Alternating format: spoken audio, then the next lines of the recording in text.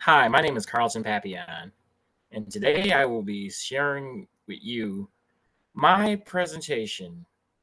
Will non contingent reinforcement stop a dog from getting in the trash? Now, let me share my screen, please. Okay.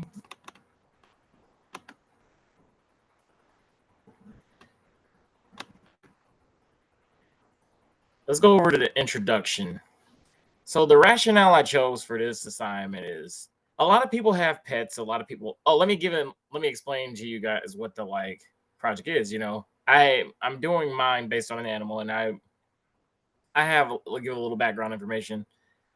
My dog gets in the trash, and I decided to run an experiment to prevent that behavior. So the rationale behind this one is because if this if this experiment was successful, it could definitely be replicated and used. And plus, I've used a lot of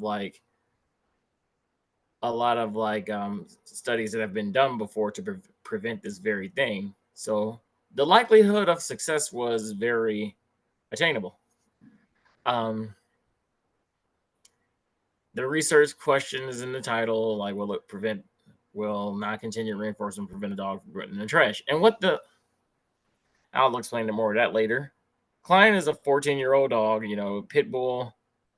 The experiment was conducted in a home setting. The social validity of it, a dog getting in the trash is annoying, yes, but it could also be very hazardous in certain situations. Like, let's say you throw away some rat poison or whatnot, or you throw away some chicken bones. That's very bad for their digestive system.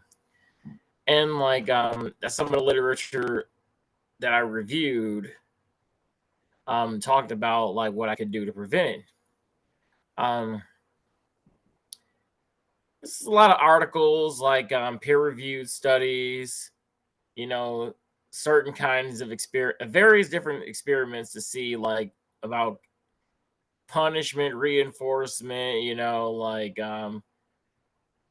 if you go over to some of the articles over here, you'll see like positive reinforcement, some punishment, but like a lot of the punishment didn't get as good of results.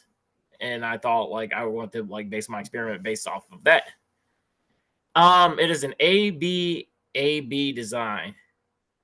The independent variable is a non-contingent reinforcement in the form of better food.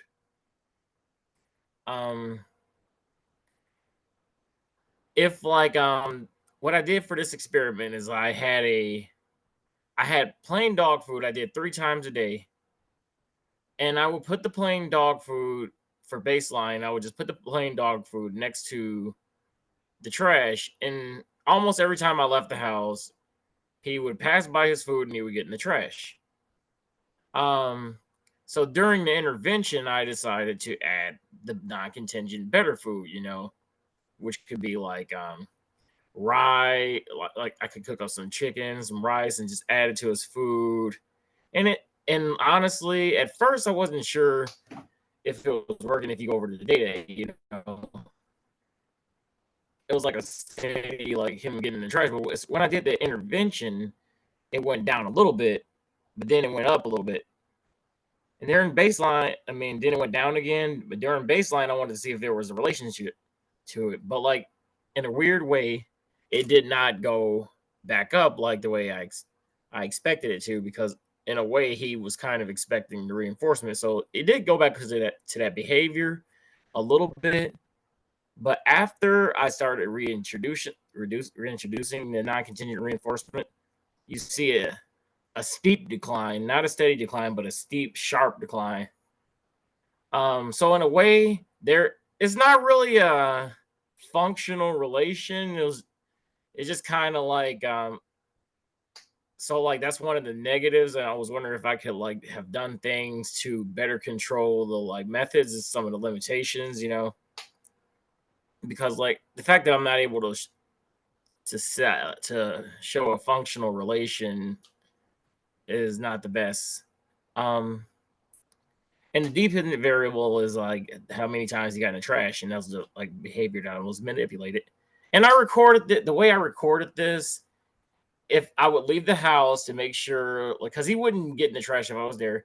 I would leave the house, walk out, and then like if I saw trash, an indication of trash, I would mark it as a behavior. And if he didn't do it, I would not mark it as a behavior. Um, and the baseline, I've already explained baseline, the intervention, the baseline again, and the second intervention. I would say, like, for the implications, like, I would say the study is a mostly positive, successful experiment because it got, I don't know, it's all but most certainly eliminated the behavior that I wanted to get rid of. Down here are some references. Um, yeah, and this is like me talking about the results, and what it shows in the data, like things I don't really have to repeat. But with that being said, thank you for watching my presentation, and I look forward to what you guys have to say.